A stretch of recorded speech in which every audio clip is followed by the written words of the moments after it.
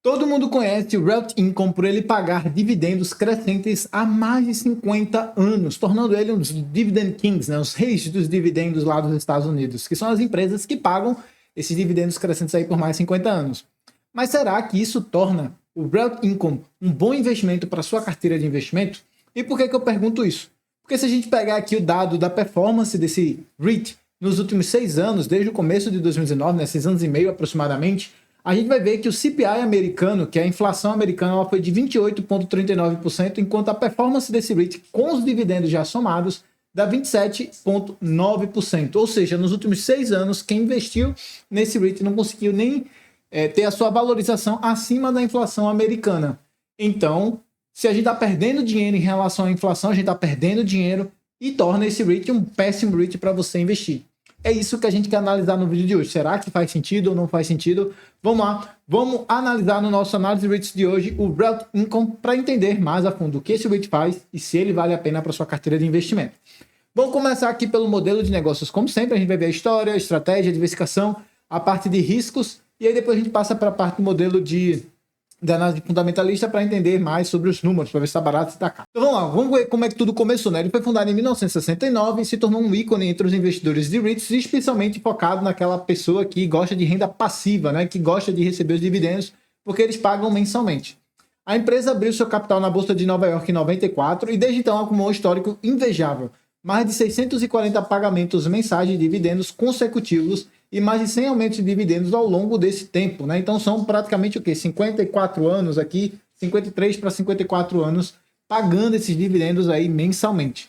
Com estratégia sólida e foco em imóveis essenciais, o Real Income ganhou o apelido de Monthly Dividend Company, que é basicamente a empresa que paga dividendo mensalmente, sendo um dos poucos REITs que faz parte do S&P 500, sinal claro de sua estabilidade e importância para o mercado americano. Então, o que é que ele faz? Basicamente, o Real Income é um REIT do tipo Net Lease, que investe principalmente em imóveis comerciais ocupados por um único inquilino, single tenant. Inclusive, o da semana passada que a gente analisou, o Stag Industria também tem esse foco. Sob contratos de longo prazo, onde o próprio inquilino é responsável pelos custos de manutenção, impostos e seguro. Ou seja, eu te entrego a propriedade, você faz o que você quiser aí com essa propriedade e você paga tudo, você só me paga uma renda livre de tudo para eu ficar, né, tranquilo. Você vai pagando aí e eu fico só com essa renda do aluguel. Seu portfólio possui mais de 15 mil propriedades em países como Estados Unidos, Reino Unido e Espanha, com foco em setores como varejo essencial, ou seja, farmácia, supermercado, indústria, armazém, logístico e até cassinos e cinemas. Ou seja, eles são bem diversificados em termos de área, a gente já vai mostrar isso. Os inquilinos incluem nomes como Walmart, Walgreens, FedEx e a 7-Eleven, né? São empresas grandes aqui. Estratégia, então, desse REIT, bom, primeira estratégia são os contratos de longo prazo, né, de 10 a 20 anos, que isso traz uma renda previsível e isso é muito bom. Tem o lado negativo, normalmente quando você faz um contrato de muito longo prazo, você negocia um desconto, né, eu fico aqui por muito tempo, isso é bom para você, você vai ter a renda recorrente, mas vamos negociar um descontozinho, 2%, 5% de desconto, tá? Então normalmente você pega um longo prazo, você diminui um pouco o valor do pagamento do contrato. Pagamentos mensais de dividendos, né? Então a gente falou mais 50 anos que eles estão pagando dividendos aí mensalmente, ou seja, são super previsíveis nesse quesito. Alta diversificação setorial e geográfica, feito a gente mencionou, né? Vários tipos de países, vários tipos de setores, com atuação internacional crescente, ou seja, cada vez mais eles estão migrando dos Estados Unidos para outros locais.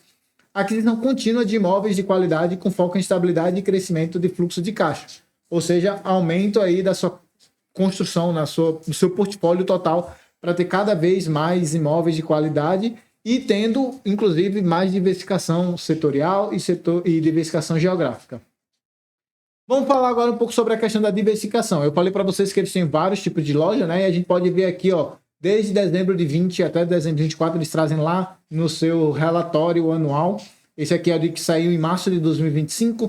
Eles trazem aqui, ó, lojas de conveniência, groceries, é para você comprar, né, tipo mercado, dollar store, aquelas lojas de R$1,99, home improvement, né, que é aquela que você faz, tipo uma IKEA, você vai lá, compra coisas para melhorar a sua casa. Aí tem restaurante, tem farmácia, enfim, vários setores aqui, e aqui tem os percentuais, ó, do total portfólio, né, do portfólio total, o quanto que vem de cada um desses setores. Então eles são bem diversificados. Além disso, eu trouxe aqui a diversificação em termos de clientes, ó. tem a 7-Eleven, tem a Dollar General, Walgreens, aí vamos ver o mais famoso, a FedEx, né, que é tipo o correio de lá. Tem o Tesco, que também é um supermercado muito famoso na Europa. A AMC, que também é muito famoso, né, o cinema. O Walmart também, que muita gente conhece. Então, várias lojas muito grandes, muito conhecidas. E aqui também, em termos do contrato, quando que vai expirar? Eu falei para vocês que são contratos longo prazo, de 10 a 20 anos. Tem contrato que vai expirar em 25, em 26, tal. E aqui tem o tipo se é retail ou não retail, né? Se é de varejo ou não é de varejo. E aqui tem a aproximação, né, do tamanho em square foot, né, em pé quadrado. Aí tem o Total Portfolio Annualized Contract Rent, ou seja, quanto que seria o aluguel de todas essas propriedades aqui no ano, tá? E o percentual disso em relação ao todo que eles têm de aluguel. Ou seja, até para vencer 3,2% da renda total deles em 2025, 4,7% em 26 e assim sucessivamente. Perceba que eles são bem diversificados aqui em termos de ano. Então, até 2029, somando aí os próximos 4 anos, a gente tem o quê? 17 com 7, 24, com 4,7 aproximadamente 5, vai aproximadamente aí 32, né? Se eu não errei a conta, 17, 24, 5, 29, desculpa, com 3, 32, tá? Então, aproximadamente 32, 33%, que é mais ou menos um terço. Não é tão relevante assim, tipo, dá para eles reajustarem o pessoal aqui, né, de realugar os espaços ou até mesmo conseguir novas pessoas tranquilamente. Então, a gente não precisa se preocupar com vacância, eles estão bem diversificados, bem tranquilos com relação a isso. Em termos de performance, né, eu coloquei naquele gráfico logo do começo que eu trouxe para vocês, comparando com o CPI, né, a inflação americana, o O, né, que é o Relative Income, e eu comparei aqui com o VNQ, que é um ETF, que basicamente tem um conjunto de REITs lá dentro, e veja que o VNQ está dando praticamente o dobro aí da inflação, tá? Enquanto que o O, né, que é o Relative Income, estaria perdendo. E aí, lembrando que isso não leva em consideração o imposto de renda sobre os dividendos, né? Lembra que o O, ele paga, o Relative Income, no caso, paga mensalmente, e todo mês você vai ter imposto, 30%, já que você não é americano. Se você for americano, o imposto é diferente, mas enfim, a maioria das pessoas que me assistem aqui não estão nos Estados Unidos, então você vai pagar os impostos, então quando vai ver a sua performance total seria menor do que essa daqui, porque teria a incidência dos impostos. Ou seja, tornaria ainda pior o Relative Income. Mas quando a gente alonga esse prazo, veja que eu estou pegando desde 2019, né? Quando a gente alonga o prazo, veja aqui, pegando desde 2006, quando houve a criação do VNQ, o O, ele bateu praticamente 3 vezes, ele bateu bastante a inflação. Veja que desde 2008 até mais ou menos 2020 ele cresceu bastante, e só depois de 2020 que ele ficou praticamente parado. Eu já vou mencionar isso quando a gente for falar da análise do fundamentalista, né? Se está barato, se está caro. Riscos de investir nesse REIT, 6 riscos. Eu já começo com o aumento de juros, né? Que, como sempre, eu trago aqui, quando a taxa de juros sobe, fica mais caro para as empresas, ou seja, ele já perde imagem, e também deixa o consumo mais devagar, né? Ele freia um pouco o consumo. Quando freia um pouco o consumo, o REIT, que é basicamente lojas para você consumir coisas, vai ser afetado também. Então, reduz aí na sua lucratividade. Então, reduz a atratividade dos dividendos também. Tem uma outra comparação nesse caso, como ele paga muito dividendo, a pessoa sempre vai comparar a renda fixa com o dividendo que ele pode receber. Se ele paga 6% de dividendo, vamos supor, e a renda fixa está dando 6%, o pessoal vai para a renda fixa que é mais barato, né? Então, também reduz a atratividade dos dividendos aqui quando o aumento da taxa de juros, já que ele paga bastante juros, né, em dividendos. E também eleva o custo de captação e diminui a rentabilidade por conta dos clientes, né, que vão ficar segurando mais o dinheiro, vão frear mais o seu custo, seus gastos. Dependência de setores de varejo, né? Então a gente viu que apesar de várias diversificações que ele tem em vários setores, todos eles estão dentro do setor de varejo, que tem um lado positivo e tem um lado negativo, né? O setor de varejo normalmente ele é mais resiliente ao longo do período, mas quando tem os choques, né, de um lado ou do outro, eles são mais afetados, tanto positivamente quanto negativamente. Então, mudanças no comportamento do consumidor podem afetar a ocupação. E aqui ele está falando especificamente de, vamos supor, tem um shopping aqui, todo mundo está frequentando esse shopping, abriu um outro shopping ali, a gente vai para aquele outro shopping para de usar esse, né? Então, mudou o nosso hábito aqui de ir nesse shopping, esse REIT seria afetado se acontecesse isso. Exposição internacional, de um lado é positivo, porque tem a questão cambial, que quando o dólar se desvaloriza, as outras moedas se valorizam, o REIT ganha mais. Em contrapartida, quando o dólar se valoriza, e a gente viu isso nos últimos 10, 15 anos, aí, o dólar se valorizando bastante. Então, o dólar se valoriza, as outras moedas caem, então a lucratividade em outros locais fica menor. a expansão para outros países estratégicos cambiais e também os riscos regulatórios que eu esqueci de mencionar. Quando você vai para os Estados Unidos, você tem uma lei, quando você vai para Reino Unido tem outra, para Irlanda tem outra, para França tem outra, e você tem que ter uma equipe lá jurídica para cada um desses locais para ter as regulamentações tudo corretas e certinhas. Tem a questão da recessão, né? Quando há uma recessão, um impacto muito grande, que pode impactar tanto os inquilinos, que vai aumentar a vacância, quanto também a capacidade de consumo da população, que muda o hábito, que foi o ponto que eu acabei de mencionar. Tem a concorrência no setor de net lease, inclusive, que eu mencionei, né? Na semana passada a gente trouxe outro que também tinha um foco nessa questão de net lease, mais na parte industrial. Então, novos players podem inflacionar o preço de aquisição dos imóveis. Quando tem muita concorrência disputando o mesmo imóvel, a tendência do preço é subir, tornando mais caro para adquirir novas propriedades. E tem diluição acionária, né? Muita gente não percebe, mas a empresa emite ações com frequência para poder financiar essas várias aquisições, o que pode afetar o preço por ação. Então, quando tem um conjunto de ação, vamos supor, ele vale 1 milhão e tem 1 milhão de ações, cada ação vai valer R$1.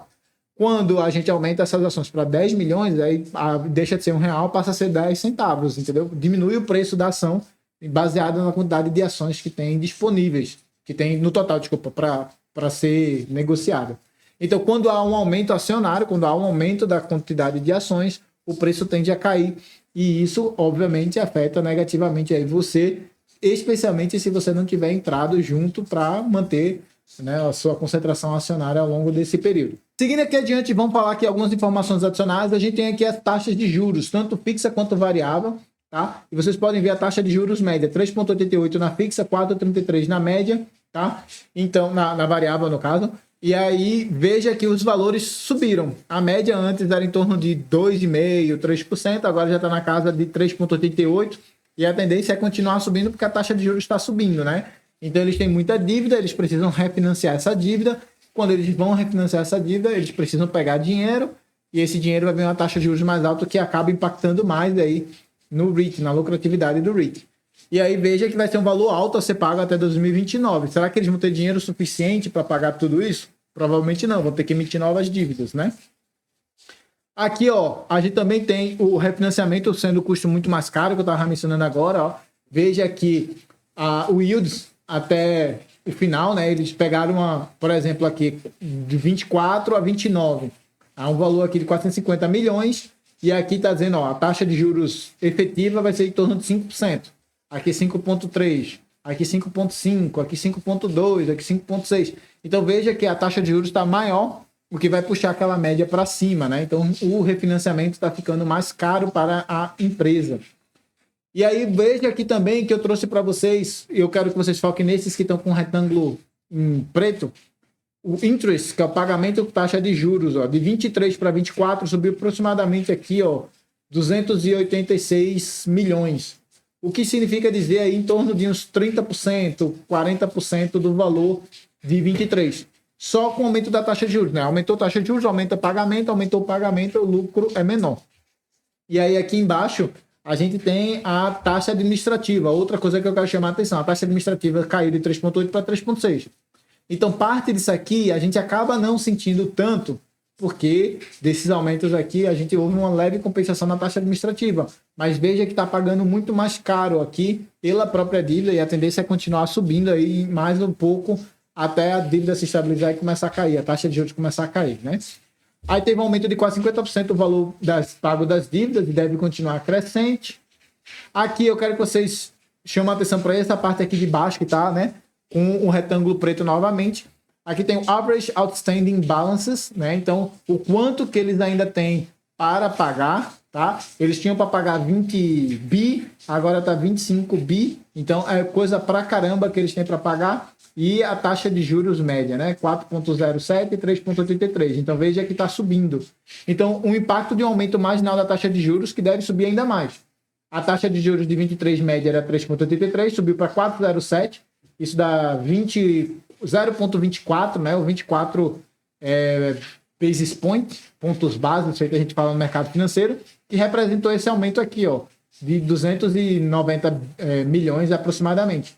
Imagina, à medida que a gente for, né, puxando isso aqui mais alto, que é o que deve acontecer, quais são os impactos que isso vai trazer para os investimentos desse REIT, né, para o Real Income. Eu chamo a atenção para isso, não só para ele, tá? Eu chamo a atenção para todos, mas ele também está bastante endividado e a gente tem que ficar atento com relação a isso. Vamos para a análise fundamentalista agora, né? Puxando primeiro a cotação aqui dos últimos 10 anos, vocês podem ver aqui, ó, esse trecho praticamente não mudou, né? Porque ele sobe e desce, e fica oscilando aqui nesse patamar aqui, em torno dessa região aqui, tá? Mas vocês podem ver que antes estava subindo bastante, feito eu mostrei para vocês no gráfico. Se a gente, inclusive, fazer a conta aqui, ó, nos últimos 10 anos, você teria, se você tivesse investido $1.000, hoje você teria $2.020, que é aproximadamente o dobro. E aí tem uma regra matemática que diz que o tempo para você dobrar o patrimônio é aproximadamente igual a 72 dividido pela sua taxa que você tem de retorno. Se você trocar, né, porque a gente já tem o tempo aqui, são 10 anos, a gente quer a taxa de retorno, se a gente joga a taxa de retorno aqui para cima e o tempo aqui para baixo, a gente vai fazer 72 dividido por 10, vai dar 7,2 anos, 7,2%. Então a sua taxa de retorno média desde 2015 aqui, ó, desde julho de 2015, seria aproximadamente 7,2% ao ano. Se você puxar a inflação média durante esse período aí, vai ser aproximadamente os 3, 4%.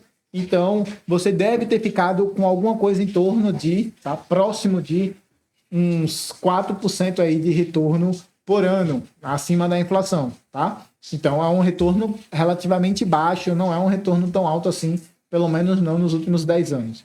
Mas vamos descer aqui e vamos analisar as métricas agora, né? PL, vocês podem ver que o PL subiu pra caramba, já é alto, né? Em torno de 40 e tal, mas aqui continua mais alto no caso, né? Tipo, tá em 52 aproximadamente. O P sobre receita, isso aqui indica que tá caro, só para deixar claro. Aí o P sobre receita aqui, ó. O P sobre receita, ele tá menor, ou seja, o preço que você tá pagando pela receita que ele tá tendo tá caindo, isso é um sinal positivo, tá? Sinal que, se isso aqui tá divergente, né, um subiu, o outro caiu, significa que eles estão tendo maior receita, mas um menor lucro, ou seja, maior pagamento com juros, maior pagamento com outras despesas, tá? E a gente já vai mencionar isso para vocês. O P sobre VP também indica, ó, que uma queda, então significa que tá ficando mais barato, que é um sinal positivo. O dividend yield, né, ficou aqui em torno de uns 6%, continua em torno de 6%, tá mais ou menos a mesma coisa. O ROA, né, que é o Return on Asset, tá baixo, tá? E aproximadamente em torno de 1,5%, 2%, o que é relativamente baixo, tá? O ROI tá aqui na casa de 2%, 3%, também bem baixo. O ROI que a gente não precisa mencionar, o margem, né? Se a gente pegar a margem bruta, ó, margem bruta é excelente. Então, em margem bruta eles são muito bons. Mas quando vai para o que eles ficam para eles, né? Tipo, o valor total que fica para eles mesmo, depois que pagou todas as despesas, que pagou tudo, tá pífio, né? Tá em torno de 19%. Não é uma margem tão alta assim, tá?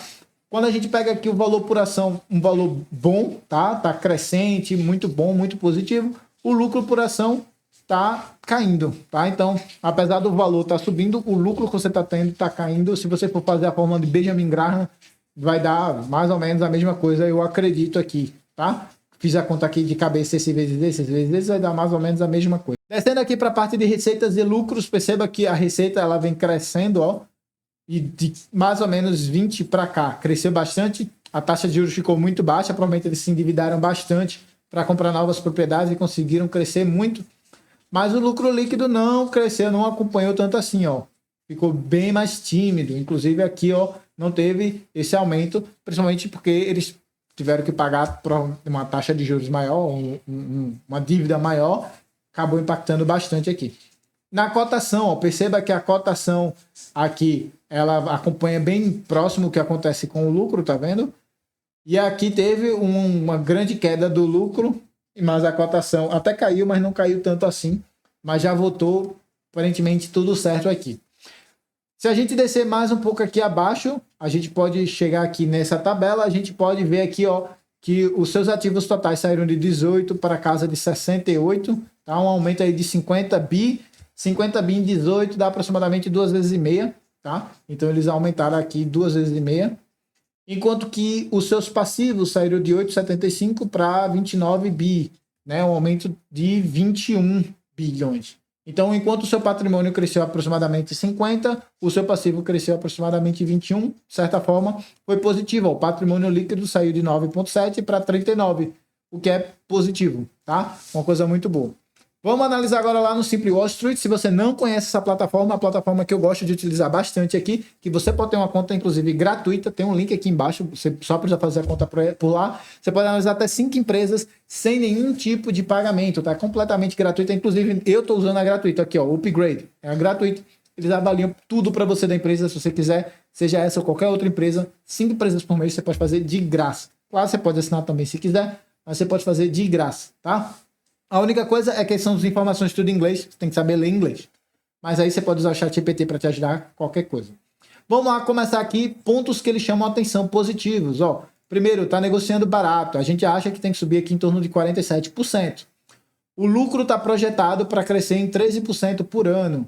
O lucro cresceu aproximadamente 24,5% no último ano e eles estão pagando um bom dividendo de 5,58, que é incrível, né? É tranquilo, positivo.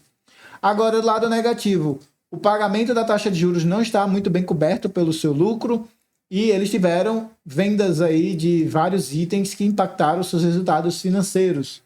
Vamos analisar agora mais de perto. Começando aqui embaixo, ó, vamos descer para a parte de esse daqui de baixo, ó. Aqui, ó, revenue veio 5,4 bi, aí teve um custo bem baixinho, por isso que tem aquela margem gigantesca, né, de 90 e poucos %. É bem baixinho para conseguir fazer isso aqui. Sobra 5 bilhões para eles. Só que desses 5 bilhões ele tem que gastar 4 pagando outras coisas, que sobra aproximadamente 9,68 milhões apenas para eles.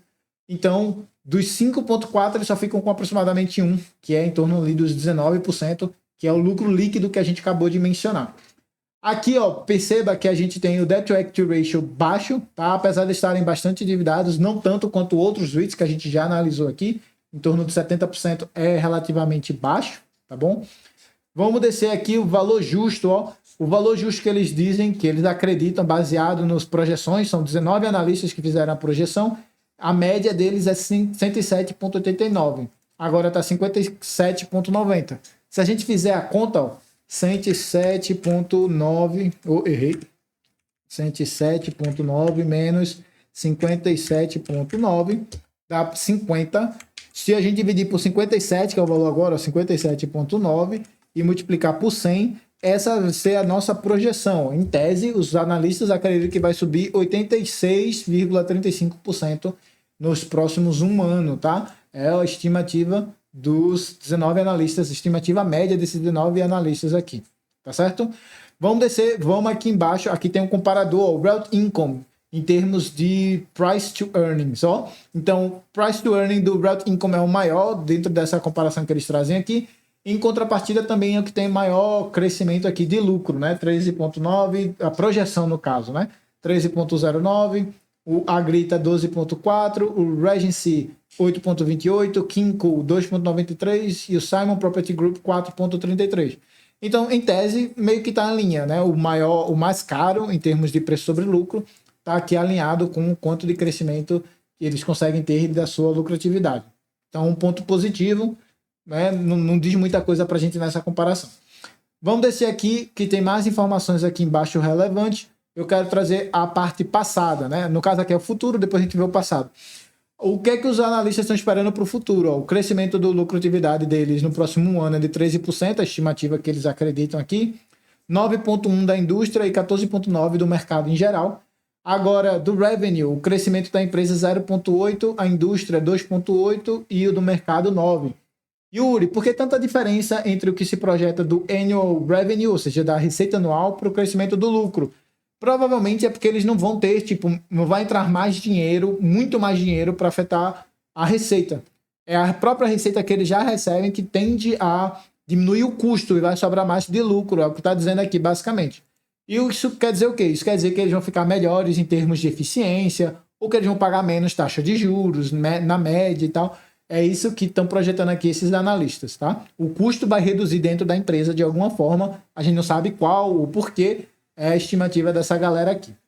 Analisando o passado aqui embaixo, ó, mas antes deixa eu só falar da entrada de dinheiro. Eles têm todas essas entradas de dinheiro aqui, ó, dos Estados Unidos, do Reino Unido, aí tem outros que eles trazem aqui. Aí tem o revenue total, desse revenue total vem o cost of sales, que a gente mencionou, e tem o que sobra para eles, o gross profit, aí vem as despesas. Dessas despesas tem general administrative, tem a de não operacional e tem outras despesas, provavelmente aqui entra a taxa de juros, né? E aí aqui tem os earnings, que é o que fica para eles. Então perceba que quando a gente menciona nesse gráfico aqui que isso aqui vai subir e isso aqui não, a gente está basicamente dizendo que parte dessas despesas aqui, ó, a gente vai dar uma melhorada, por isso que o revenue vai sobrar mais para a gente. Por isso aquela diferença. Aí se a gente descer aqui, ó, o passado, ó, vamos analisar os últimos 5 anos, a empresa conseguiu crescer seu lucro em quase 20% ao ano, a indústria cresceu quase 15% e o mercado quase 11%. No último um ano, a empresa cresceu aproximadamente 24,5%, a indústria 10,9% e o mercado 6,3%. Então, eles cresceram muito mais do que o mercado, ponto positivo também para eles. Se a gente for analisar a posição financeira, ó, eles têm aproximadamente 4,27 bilhões em short term, né, que é até um ano, o ativos até um ano, provavelmente caixa, dinheiro para pagar dívidas, essas coisas. E as suas liabilities, as suas despesas, 3,33. Em tese, eles conseguem pagar todas as despesas esse ano sem precisar ficar, né, precisando de mais dívidas, gerar mais dívidas. Enquanto que os ativos totais, a gente viu, né, 65,5 bi aproximadamente, enquanto que as liabilities ficaram aqui em 27, as despesas, no caso, né, 27,18 bi. Então, também, em tese, teria condições de pagar tudo tranquilo, sem ter nenhum tipo de problema, ficar necessariamente pedindo refinanciamento das dívidas que a gente mencionou que ficaria mais caros. Analisando a Insider Transactions, tá vendo? A gente vê que tem gente dentro da empresa que está vendendo bastante, aproximadamente 414 mil aqui, mais 70 mil aqui, dá aproximadamente 500 mil que foram vendidos aí nos últimos 12 meses. São pessoas de dentro da empresa que estão vendendo participações e ninguém comprando, tá? Isso normalmente é um sinal negativo, tá? Isso normalmente significa que quando tem gente dentro da própria empresa que trabalha lá, que está vendo as coisas acontecerem comprando, é sinal que elas estão projetando que vai ser muito melhor na frente, que elas vão ganhar bastante dinheiro. Se não tem ninguém comprando e tem gente vendendo, esse é sinal negativo. E aqui no ownership a gente pode ver que praticamente 80% é de instituição. O público em geral, eu e você, quando compra direto, aproximadamente 22%. Aí tem o de gente dentro da empresa e tem o governo, tá? Percentuais praticamente pífios aqui. E aqui a gente tem os maiores acionistas, né? A Vanguard e BlackRock, e eu sempre menciono isso, que eles têm um ETF que replica o S&P 500, esse REIT está dentro desse ETF. Toda vez que você compra esse ETF, você está comprando diretamente esse REIT, então fica dentro da posição da Vanguard, da BlackRock, mas não necessariamente quer dizer que eles foram lá e compraram ativamente, que eles acreditam na empresa. É só porque você está comprando passivamente aí via ETFs. Mas veja que tem gente aqui pra caramba, tá? Que tem posições, tá? Tem gente famosa, a Invesco também é de ETFs, JP Morgan também é via ETFs, são ETFs menores aparentemente. Aí tem a Charles Schwab também tem ETFs, tá? E tem outros que não são necessariamente ETFs, a UBS, a Norges Bank, a Corzine Street Capital Management, tá? São pessoas que de fato estão gerindo dinheiro e estão comprando diretamente aqui, que entra dentro desse general public aqui, provavelmente, tá certo? E aí, vamos voltar agora para os slides e vamos ver as conclusões gerais de tudo que a gente falou para a gente poder chegar no final se vale ou não vale a pena a gente investir nesse REIT. Então vamos lá, fazendo as considerações finais aqui, começar pelos pontos negativos. A gente viu que o PL estava muito elevado, está acima de 50, indica que o REIT está sendo negociado a múltiplos muito altos. Possivelmente, se o lucro subir muito, feito a gente viu agora no Simply Wall Street, esse PL tende a cair. Né? Se eles conseguirem, dentro daquela receita que eles já estão recebendo, ficar com mais dinheiro, né? Pagar menos custos em geral, vai sobrar mais lucro, sobrando mais lucro, esse PL tende a cair, o que pode ser positivo. Mas neste momento ele está elevado, o que pode significar uma sobrevalorização, e isso é um problema. Mas perceba que eu também coloquei aqui, ó, lucros comprimidos, feito a plataforma lá, Simple Wall Street, acredita que seja. Rentabilidade abaixo da média, né? O ROI, ROA, ROIC, o ROI 2,49, o ROA 1,4, o ROI que a gente não falou, mas estava próximo ali de 1, 2%, mostram que com muito capital empregado, o retorno sobre o patrimônio e ativos ainda é modesto. Então, mesmo com eles tendo muito dinheiro lá, investido bastante, eles ainda não estão conseguindo ter uma rentabilidade boa sobre esse capital que foi empregado, né? Que foi usado. E aí teve um aumento acelerado da dívida, né? A dívida do longo prazo cresceu de 8,82 bilhões em 2020 para 25,31 bilhões nos últimos 12 meses, um aumento expressivo que exige atenção quanto à gestão de endividamento e exposição a juros. Taxa de juros subiu, a tendência é que você acabe pagando muito, que comprima esses lucros aqui, que é o que a plataforma lá, Simple Wall Street, estava estimando. Vamos para os pontos positivos, então, para terminar bem. Crescimento sólido de receitas ao longo do tempo, especialmente mais acentuado a partir de 2021, quando eles usaram muito de alavancagem, feito eu mencionei, a juros muito baixos. Isso reforça uma estratégia bem executada de expansão e aquisição de ativos. A margem bruta acima de 90%, o que é excelente. A margem operacional consistente acima de 40%, o que é boa, só que a líquida, né, teve uma queda bruta, né? Ali ficou em torno de 15, 20%, não estava tão alto assim, tá? O dividend yield atual de 5,64, que é competitivo no setor, interessante para investidores que buscam essa renda passiva estável, apesar que, se você está buscando renda passiva e você não mora nos Estados Unidos, você vai pagar 30%, então desses quase 6%, na verdade, você vai receber aproximadamente 4%, tá? O resto é imposto que você vai pagar, não vai ficar tão bom para você assim. O patrimônio líquido saltou de 11 bilhões aproximadamente em 2020 para 39,24 nos últimos 12 meses. Esse crescimento dos ativos reflete escala e potencial de alavancagem de portfólio, que eles conseguiram de fato crescer e isso é muito positivo. Então, qual a minha opinião geral aqui sobre esse REIT então? Bom, ele é um REIT excelente em termos de competibilidade, né? Da competição ali, de ser bem administrado, de ter seus ativos, bons ativos, de fato bem gerenciados, então nesse quesito eles são excelentes. Agora, eles estão com lucros comprimidos, o que de um lado representa um problema, porque em tese você está comprando mais caro, do outro, se esse lucro vier a ficar descomprimido, né, se as coisas começarem a caminhar, vamos dizer assim, na direção correta, a taxa de juros começar a cair, se essa for a visão que você tem para o longo prazo, que as taxas de juros tendem a cair e ficar ali próximas de zero novamente, isso vai ser muito positivo, porque o lucro vai descomprimir e vai possibilitar que esse REIT volte, então, a ter lucros maiores e você vai estar ganhando bastante dinheiro, porque você comprou quando ele estava com lucro comprimido, né? Se esse é o seu cenário, beleza. Agora, o meu cenário base é que com tudo que está acontecendo no mundo e nos Estados Unidos, a tendência é que o dólar venha a se desvalorizar, o que vai afetar o poder de compra da moeda americana. Eu acredito que com a desvalorização do dólar, a inflação americana tende a ficar mais alta. Se a inflação ficar mais alta, a tendência é que a taxa de juros também fique mais alta, para poder, né, manter aí a inflação sob controle. Tem a questão dos tarifaços que está acontecendo com o Trump, e gostando ou não, a tendência econômica disso é um aumento generalizado dos preços, quando você compra vai ficar mais caro, então isso é repassado, o custo sobe, a inflação também vai ser maior, né? Vai ter um aumento pontual dos custos na hora que você estiver comprando. Isso significa que a tendência é que os preços fiquem mais caros, a inflação fique maior e a taxa de juros não venha a descer. E, portanto, eu não concordo com essas estimativas do Simply Wall Street, eu não concordo que o lucro tende a crescer isso tudo nos próximos anos e, portanto, eu acho que não faz sentido investir nesse REIT para este momento. Além disso tudo, o melhor para você investir em REITs é através de ETFs, porque aí os ETFs recebem os dividendos, eles reinvestem automaticamente se você pegar um de acumulação e você não paga imposto sobre esse valor, além de te oferecer uma diversificação gigantesca, sem você precisar necessariamente estar escolhendo os ETFs e acompanhando mensalmente. Então, eu sei que todo mundo aqui tem esse pensamento de que precisa receber dividendos para você poder continuar ganhando dinheiro, mas isso é uma falácia. Você, quando recebe dividendos em dólar, você está pagando 30%. É muito melhor você deixar reinvestido automaticamente lá dentro do ETF, que vai fazer muito mais sentido para você.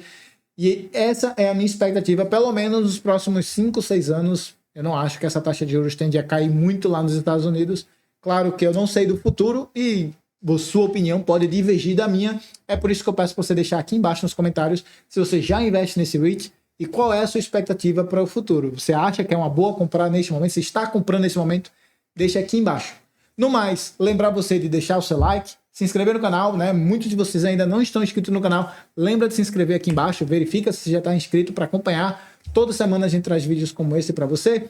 E se você quiser uma consultoria especialmente desenvolvida para fazer você ganhar dinheiro, para fazer você crescer o seu portfólio, para você poder se aposentar com tranquilidade, eu posso estar te ajudando com isso. Basta você clicar no link que vai estar aqui embaixo na descrição e eu vou prontamente te ajudar. Eu vou ficando por aqui e deixo como sugestão que você assista a playlist que eu vou deixar do lado de cá para que você possa assistir outras análises de REITs que a gente já fez se você tem interesse em aprender mais sobre os REITs.